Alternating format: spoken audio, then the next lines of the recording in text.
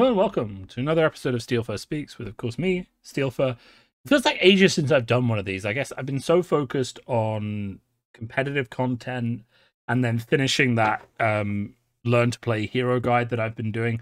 It's kind of done. I've still got the Crucible Blitz heroes to do, but for the most part, the main heroes in the game are done. If you don't know what I'm talking about, that is a series that I've been doing where I focus on just like 10-minute guides, and there's an overview as well into each of the heroes of the game and their sort of view from a new player as to how you'd get into playing them, etc, etc. And like, I think the thing what's happening there, the thing that I find most interesting about doing that is just how fun it was to go back to each of the heroes and kind of like talk about their play styles and talk about just how different they are from each other, which I think is quite refreshing, really. If you think about the range and breadth of the design of this game and how that's going to lead us forward into the future, it was quite refreshing to just think about how varied the hero design is, even when it's running along what I would consider a fairly linear axis of attack, defend, you know, wide, tall, etc. There's still quite a lot of flexibility there, which I think has been reflected in that initial design, and I think it's gonna be interesting to see where they go next with it. Hopefully to more creative places, more interesting. I know that Kitchen Table TCG was running his creator card competition, and some of the ideas I feel like really demonstrated what could be done within the design space. So I'm quite excited to see those sort of be developed and fleshed out further. Obviously, the design team has many similar ideas, and we're going to see how that goes and how they come along with it. But I wanted to sort of chime in with that because I thought it was quite fun designing that those videos in retrospect and sort of seeing how they played. What else has been going on? I just finished playing a draft event. I think this will be my last Tales of Aria draft for a while. If you want to know why, then you can watch the many videos that I've done on Tales of Aria drafting to date. I think, you know, I've got a pretty good reason for not liking Tales of Aria draft, and as the TLDR is that I feel like Lexi is weak, and Lexi being weak skews the draft either towards Briar or Oldhim. And it's very hard to read signals because you can take a load of ice cards and your friend can take a load of earth cards, and then you realize that he's drafting Oldhim and you're drafting Oldhim. And if you don't take Oldhim, then you have to take Lexi, and Lexi is subpar in my opinion. Okay, look, so even if you don't think Lexi is subpar, the perception is there, which leads to people not drafting her, which leads to skewed draft pods and really weird things where you get like 4 Oldhims and 3 Briars and 1 Lexi, right? But you know Lexi is weaker because that 1 Lexi still might lose. Lose a game, lose 2 games. I've seen Lexi draft pods with good players where the Lexi has been the only drafter and still gone 1-2 with the Lexi deck when they've had uncontested Ranger cards for most of the packs. So Lexi is a bit of a tricky one. We actually tried tonight, just as a bit of an experiment, just giving Lexi an extra 2 HP. And against most people that did actually make probably too much of an impact, so we might dial it back to 21 HP. But it was quite interesting to see how that firstly it affected the draft quite heavily, because 4 people out of the 9, we were drafted with 9 people, drafted Lexi, which they wouldn't have done normally. So the benefit there did help, but also, you know, it was interesting to see how that affected the games, and a lot of the games did end up with Lexi winning on 1 or 2 HP, which is kind of what the point of the change was, but just to experiment with it. Though Fab will never probably go with a hero and give a hero less than, say, you know, a round number of HP, like, you know. Though I guess we've seen 15. Have we seen 13? I think Benji has. Let me look that up, just for my own curiosity. Benji Fab TCG. Let's just look that up. He's got 17, so okay, I'm talking out my ass a little bit there. So they will give us odd numbers if determined, but clearly, I don't want to rehash that video because we've done it so much, but I guess the takeaway is still, even after 2 months of drafting Tales of Aria, that the set really isn't that balanced in draft. One of the heroes is drastically weaker. The signals are quite hard to read for a lot of players, meaning that you end up with very skewed drafts with people drafting next to the hero that they're supposed to be they're drafting against. Still getting all right decks as long as it's only one person, but I keep seeing trains of 1, 2, 3 Oldhim players in a row, and I mean, what can we really say to that except that the signals aren't very clear and people are getting locked into classes, not feeling they can pivot, and getting locked in with a class that they shouldn't be getting locked into because the signals aren't clear coming from the table person next to them. And that's across the board. Maybe it doesn't happen at the very, very best of tables, but it's happening left, right, and center to the point where people are actually kind of fed up of Tales drafting because this keeps happening. You keep going into either Oldhim fatigue, or you keep going into Briar with too much arcane damage to block, or you drafted Lexi and your deck just isn't good enough to win, even if you were the only drafter at the table. A lot of people are telling me these stories a lot, and we're getting a lot of that out of Tales draft. So I kind of just, James White said this was the best limited set they've made, which is a bit of a worrying thing then, I guess, in retrospect, because a lot of the people I play with don't agree with that statement. So really it's a question mark as to whether the developers play drastically differently to the regular people, which, as we've said before, is either a good or a bad thing. If they're significantly better and more competitive, it can be quite a good thing for the competitive scene. But remember that the game also needs to be balanced against what is a fun experience for the majority of people, not just the majority of people playing at a very, very high level table. There needs to be a middle ground where the game is balanced for the high level, but also balanced for the mid level as well. And that may be something that Tales of Aria lost in the draft. So that was this evening. We were just drafting Tales of Aria. But it does lead me into what I wanted to talk about in this episode quite a bit, which is current frustrations with Flesh and Blood. And some of it will be COVID related and delay related, because I mean, I know through talking to people that the national season was originally supposed to be Monarch meta, and then we were supposed to have callings with the Tales of Aria meta into next year, where we have Proquests with Everfest, and also Road to Nationals, either with Everfest or with the set after Everfest.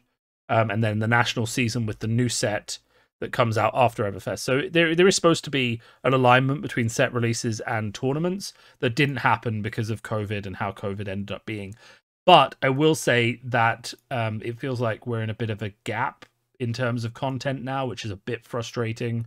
And I really would like, I think the meta does need to change a bit more. I think maybe the developers thought that the Aria sealed meta would keep people excited for longer. And it has lasted a reasonable amount of time, but I feel like it is starting to, excitement for that has ebbed out a bit more. And we do need to go back to CC.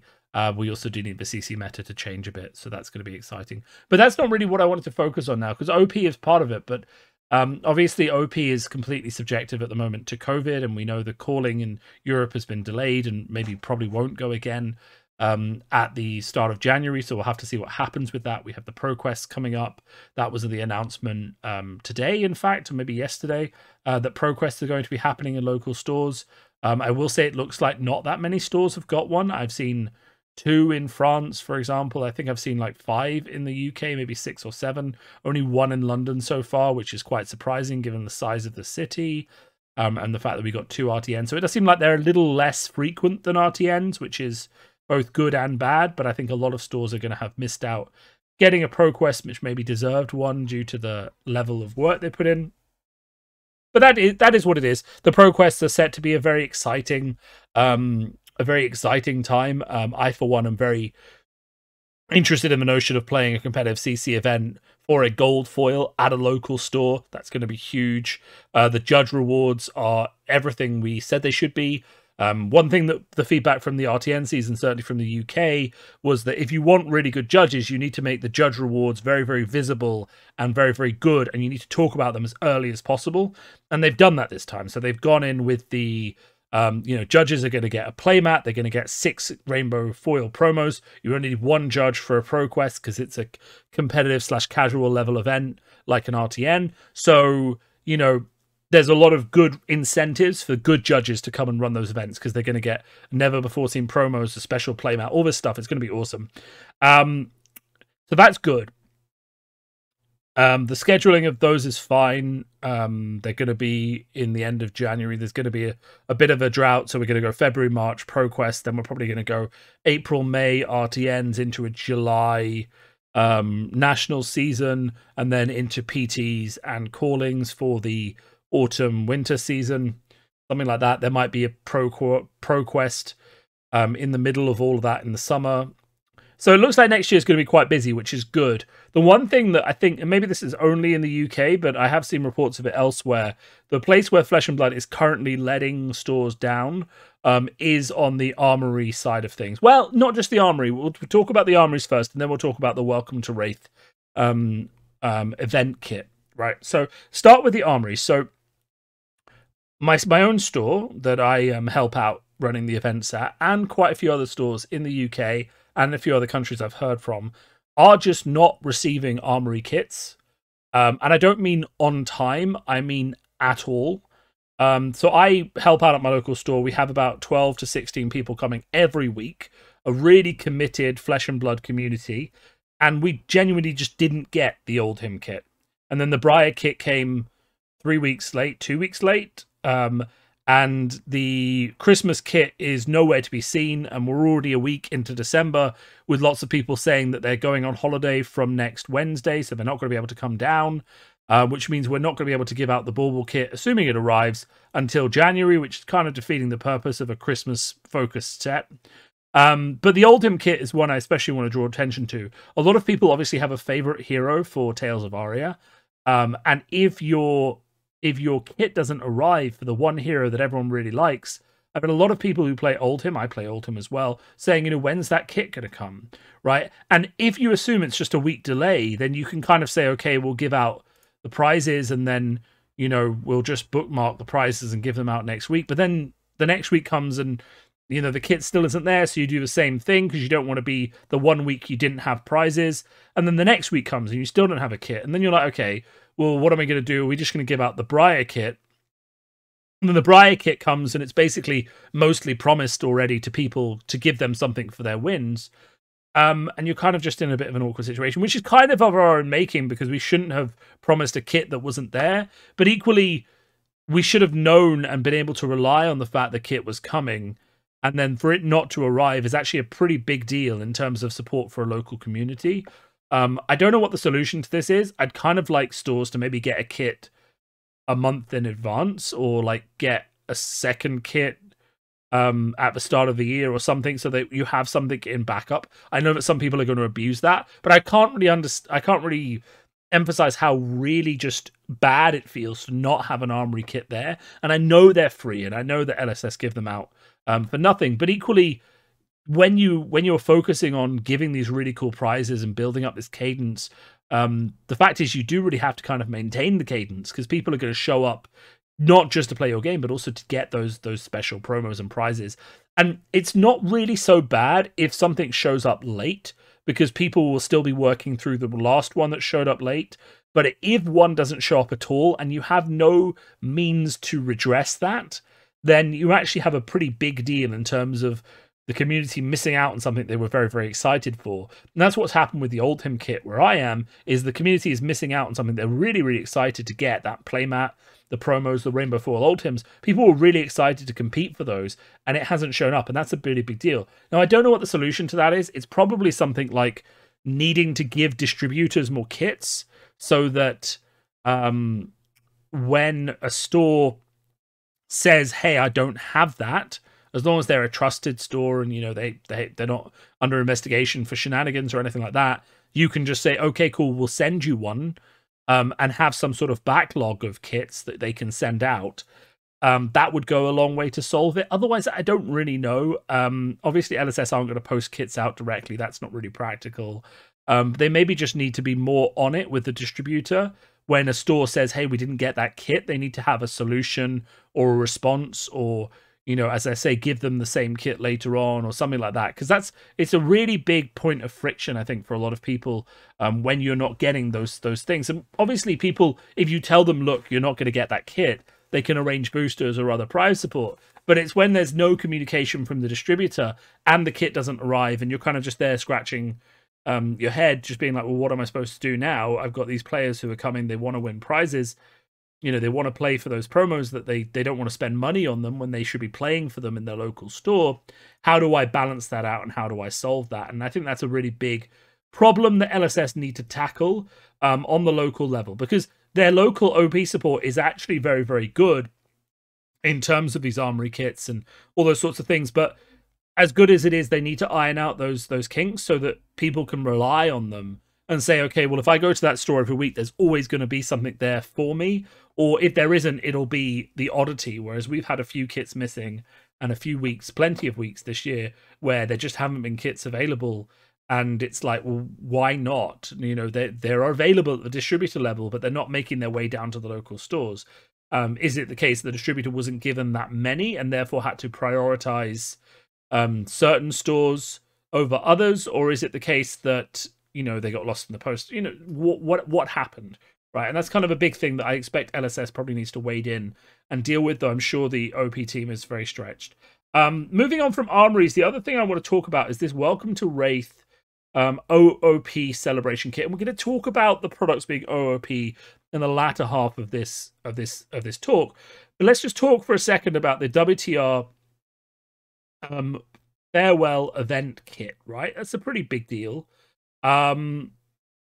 So for those of you who don't remember, you will get the recommended event structure is one event with a player cap of 16 players, two 8-player draft pods, 3 rounds of Swiss, another 2 draft pods, another round of Swiss, and then prizes awarded based on the standings after 6 rounds of Swiss. The prizes are 1 cold foil per player, so 16 per event. So if you have 16 players, you have 1 participation prize per player, and then 1 person at random will get a box of Welcome to Wraith Alpha, and 1 display will go to a store, which is pretty cool. So 1 per region is going to get a box, which is going to be a massive lottery if you win that.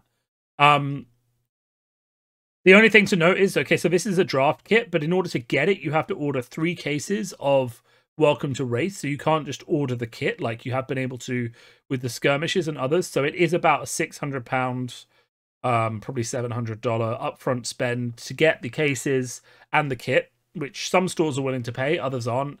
It doesn't seem like there's availability problems yet in terms of getting that kit if you're willing to pay for it, but I do wonder what's going to happen to the kits, the kits that aren't willing, the kits that are left over once all the stores that are willing to pay that premium don't get given out. I don't know what's going to happen there. Are they going to get sent back to LSS?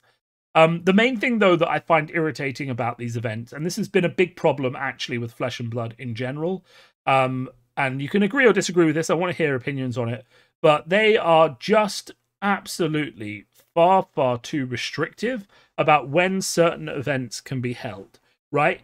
And we had this a little bit with the golden ticket events where they were like, they absolutely have to be on this weekend. And they are saying it with the Welcome to Wraith events as well. They have to be on this one weekend. And if you can't run them on this weekend, you can't run them. You have to send the kit back to this distributor. Now that, to me, is genuinely ridiculous. And I don't use that word lightly because, firstly, this has only been announced with a month and a half's notice because the event has to be run in January 21st to 23rd. So we're about, I guess it's more like a month and a half, yeah, maybe almost 2 months. But, like, the fact is that stores have bigger games than Flesh and Blood, right? Just on a basic level, let's run down what is happening in the UK Flesh and Blood community that week. Because there was nothing on that weekend, someone decided in the UK, off their own bat, to organise a massive 2-day invitational Flesh and Blood tournament, right? Which is 64 players. There's a Friday night event, there's a weekend event, there's a 2-day event, Swiss, draft, everything. It's going to be amazing. Okay? Now, he scheduled that 2 months ago. We've all signed up, we bought tickets, we bought hotels, we bought all of that accommodation, right? And then LSS come along and say, actually, you have to run these WTR event kits that weekend with no flexibility. No, oh, wait, you've told us that you can't because of this other thing. Okay, you can change it, right? The only exception to that is Chinese New Year, which obviously they have to bend for because it's such a big deal. But the fact is that everyone else, you're just kind of shit out of luck. Now, I've given an extreme example because all of the Flesh and Blood community I know will be at the Invitational that weekend and not able to run a WTR event.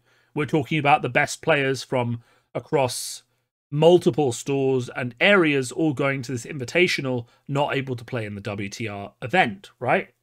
But let's not forget the fact that Flesh and Blood is still a very growing game.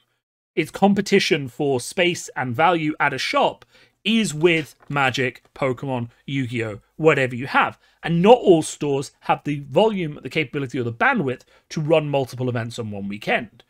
The second that there is a Pokemon event and a Magic event scheduled on the same weekend, Flesh and Blood gets booted to another weekend. You know, I can say, oh, as the person who's the TO for this event, I would like to organize it on this weekend. My store will come back to me and be like, I can give you a 16-person event that weekend, or you can have a 32-person event on the Saturday of the weekend after. You know, they'll tell me that we don't have the capability, we don't have the capacity. That's already promised to Pokemon. They'll tell me you can't, like, they'll be honest, they when they can't fit us in, we take the back seat, because let's face it, the Pokemon guys, the Magic guys spend more money and there are more of them. They'll get 30, 40 people in for a Pokemon tournament, and we'll get 32 for a Flesh and Blood tournament with good notice. But, you know, the fact is we're still not the biggest game and the biggest fish. The idea that stores will have when they can run an event dictated to them by LSS when they still have to pay for that kit is a bit ridiculous. Especially, and like, it's fine for release events and things like that where they have to happen within a certain time frame to be relevant. But even then, do they have to happen that weekend? Like, if they happen the next weekend and that's fine with the local community, who the hell cares? And for those of you who don't know, because I think a lot of people don't appreciate this, when LSS says that an event has to be a specific weekend, you can only register a type of event that with that type of name. So in this case, it'll be WTR Farewell Event on that weekend within the time frames that they've allotted to you. And if you register it outside of that, it tells them, and you will get a note, you'll get in trouble, you'll have to send the kit back, you won't be able to run the event.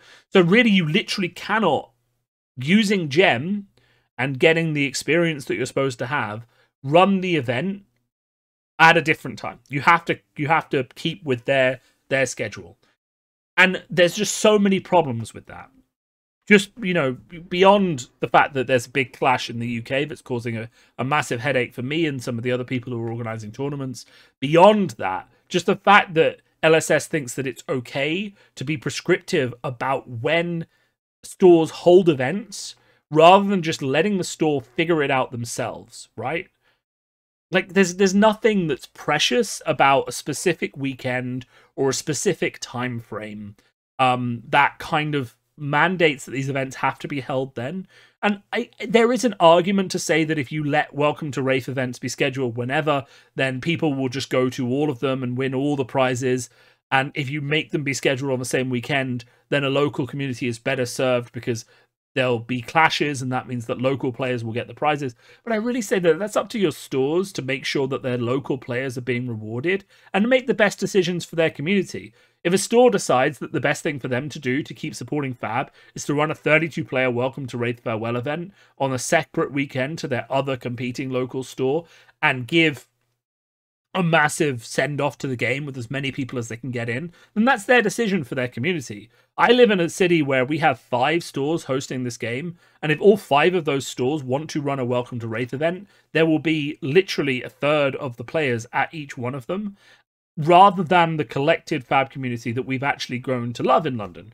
And this is just a big problem. So, you know, LSS really need to get their act together on this. They need to stop acting like they know best for each region, especially when they don't really have someone on the ground in each region, and they need to let people make the decision as to when they should schedule their own events, rather than being really strict about when an event should schedule. I should also say a friend of mine emailed LSS about this, and the feedback said I appreciate the feedback. So he basically said it's a bit restrictive. It's, that you can't schedule these when you need to. And the response from LSS was, I appreciate the feedback, and certainly for a lot of other events we do, we have bigger windows for play. However, there are a number of factors, including the release of Everfest, to make this just for the weekend stated. It's a style of event we haven't done before, but it is locked in for this event in terms of dates. I hope you understand. Any other questions, please let me know. Well, I mean, I've just posed a load of questions, but, the fact is that some stores are just not going to be able to do it on this weekend and are just going to have to pass on what should be a really exciting kit for their local community. And that's just a really big drawback. I really don't understand, even for this type of event, even with Everfest coming out, why you can't just let stores sort things out for themselves. The store's still going to want to run and release Everfest and have fun with it. But remember that the Everfest release isn't like Tales of Aria or Monarch. It's not a draftable set. You can't just run a draft event. Now, we're talking in my store about running a sort of Shapeshifter sealed launch event for Everfest, which is going to involve Monarch and Tales boosters and Everfest boosters, where you can... basically, Shapeshifter sealed is where any class that's written on the card applies to you, regardless of what class you're playing. So if I'm playing a light warrior, so like Bolton, all those shadow cards that give shadow cards go again or shadow cards +4 will still apply to me, because they'll just, instead of saying shadow, we pretend they say light warrior instead of wherever they say shadow. And that's kind of a really fun format. So we're talking about, on our own bat, organizing an Everfest release event that plays some sort of Shapeshifter sealed format, which is going to be quite fun. But Everfest isn't a normal set release, so it's not going to work that way. Why does there need to be some sort of artificial limitation placed on a Welcome to Wraith farewell event just because Everfest is coming out? So none of these responses really satisfy me. I'd really like to hear from LSS why they think this is necessary.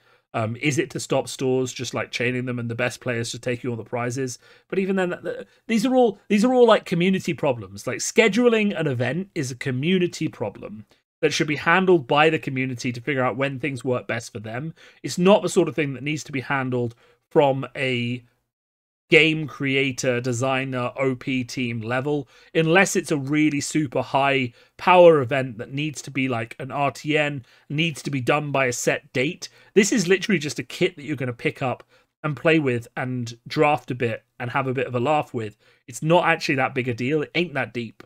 So, I really just don't understand this. And it's not even like I'm, let's make sure we put this rant in terms of, like, affecting me personally. I can't remember. I always want to remind people of this because, I am a committed Flesh and Blood player. I have good ties in the UK community.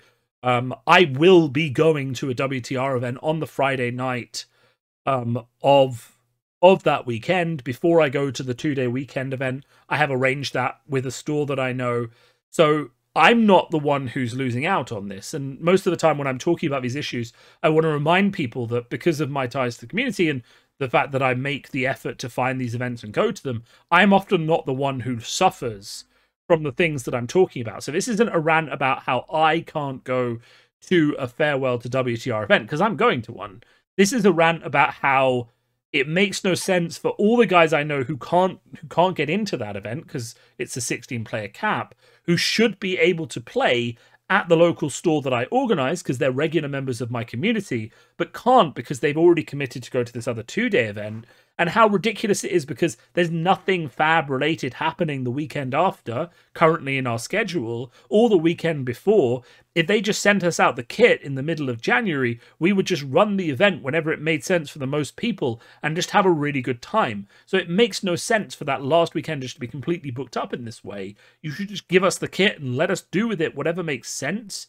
And okay, maybe it doesn't conform to your perfect event schedule where we do 2 drafts. Maybe we split it up over 2 weeks and do one draft on, one 8-person draft on a Wednesday and another 8-person draft on a second Wednesday, and then give out 8 cold foils one. Like, why do you care?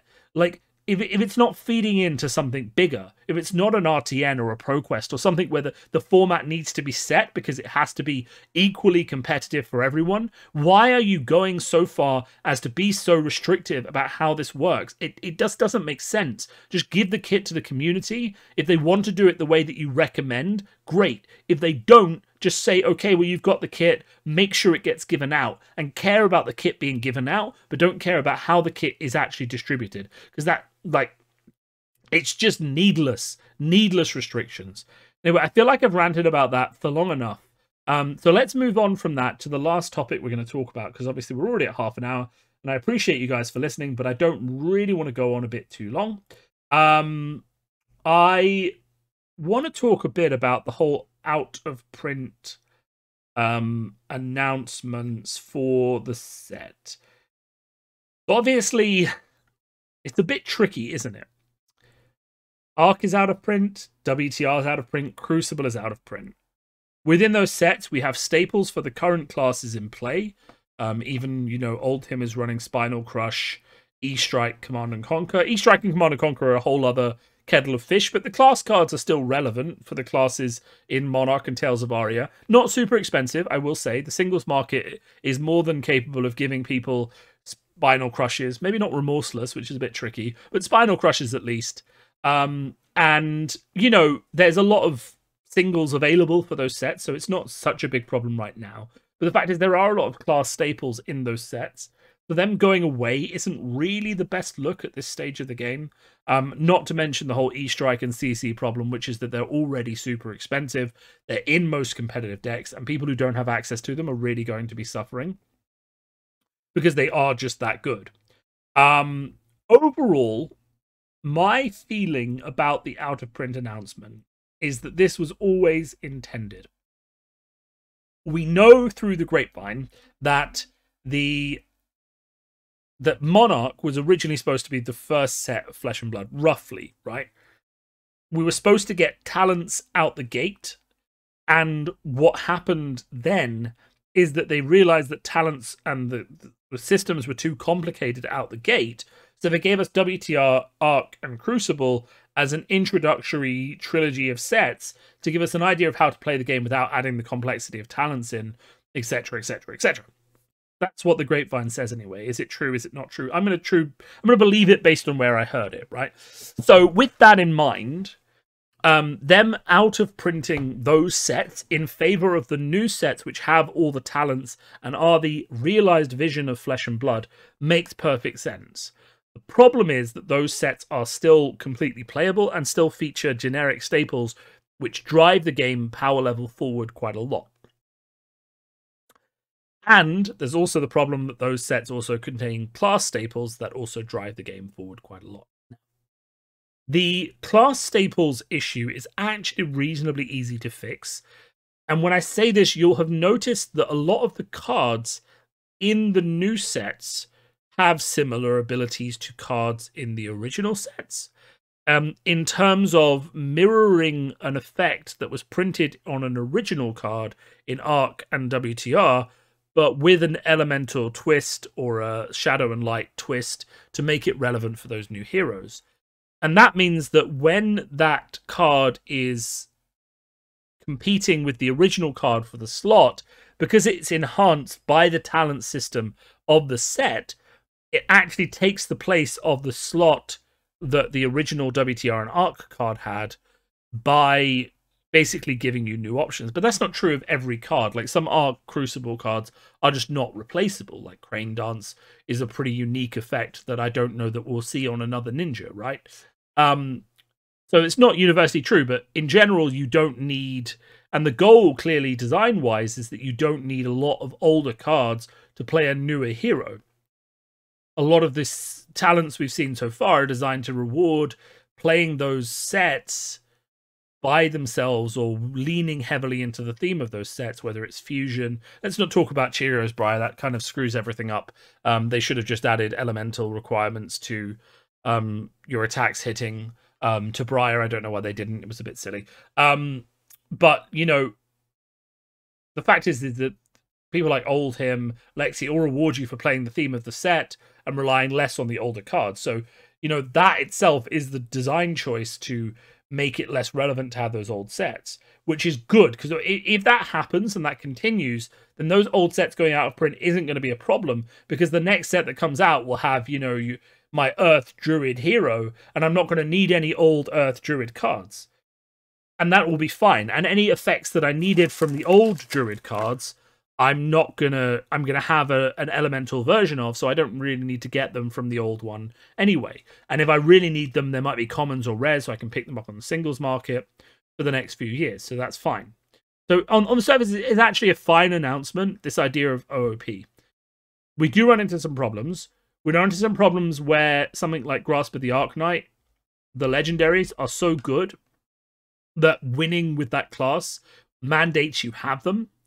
But those are the cards that are like most likely reprint targets. Like, for example, Grasp of the Arknight, if that was reprinted in a non-rainbow foil version, it would solve a lot of the problems with Ark going out of print, because Runeblades could still get the best Runeblade gloves.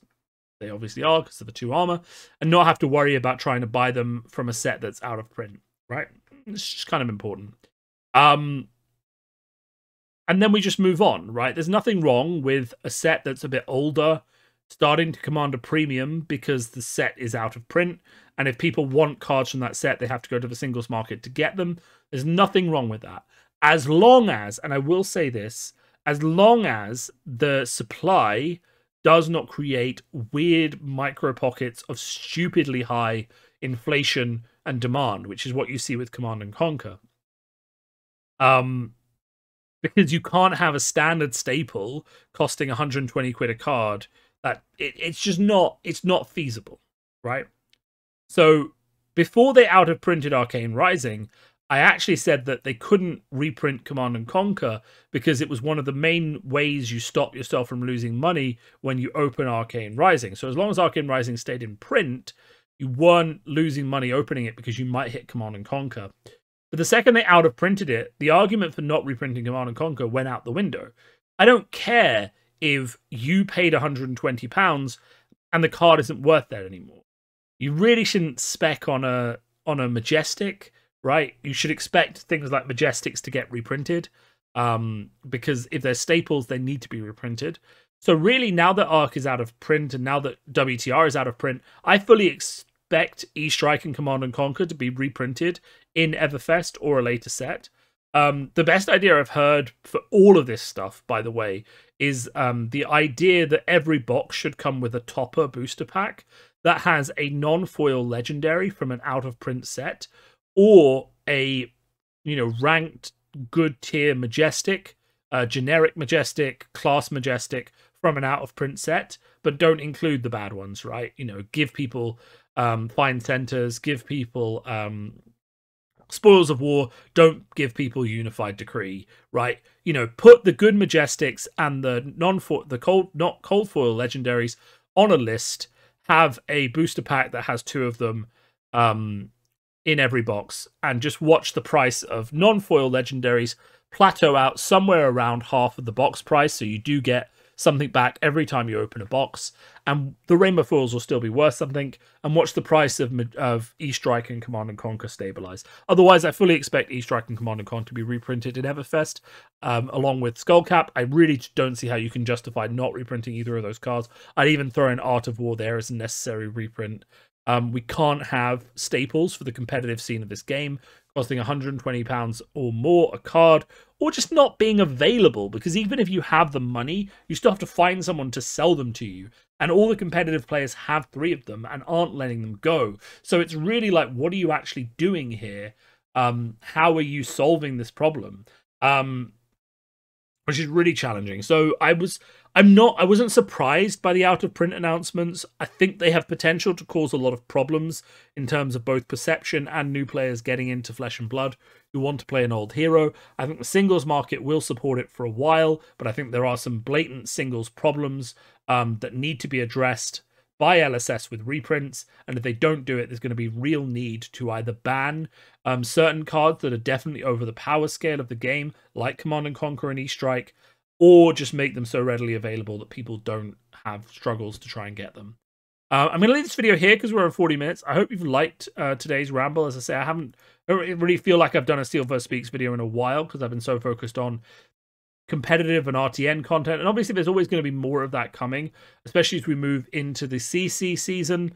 Though, of course, it is December, so things are slowing down for me. I'm going to be spending 2 weeks away from my primary method of recording these things as I go to visit family. So, there will be a sort of lull in, we'll say, quality of recording. I might do a recording or two from the west of Ireland if I make it there, or from Dublin or something, just to keep things spicy, especially if there are any announcements. But for the most part, you can kind of expect, a week or two of fairly quiet content from me in December, coming back into a blistering Proquest Everfest season where we gear up for CC, and it's going to be really exciting.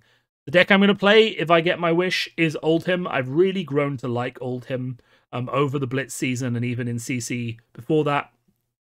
I just really like the level of control he has, how much he can block, how much he can dictate the speed of the game, put on threats when he wants to, control the health, control the opponent's hand. All these things just lead me to really like playing Oldhim. He's kind of like the sleeper hero from Tales of Aria for me. I knew I would like Briar. She's my aesthetic. She's everything. But Oldhim, I was like, old man, not really that into it. And now every time I play him, I just think Oldhim is really fun. Otherwise, I'm really positive about the game. My community keeps growing. I keep getting new players showing up. We're at about 16 average people a week. New stores in London are picking up the game. They're getting like 10, 15 people. So, the community in the UK is really growing strong. And I'm hearing nothing but good things from elsewhere. There are just still some kinks to iron out. And LSS really do just need to get their game together on communication, and also the provision of things like OP kits and making sure that armory kits are actually being delivered.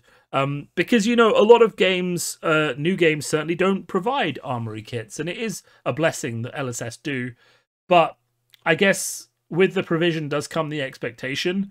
And it sounds kind of bad when you get annoyed that you don't get something that's free. But equally, you're building a community around the expectation that LSS will deliver these things. And also, you are being a customer of theirs. I mean, every time you buy a box, LSS get money. So it's not like you showing up to a free armory kit is not getting LSS money.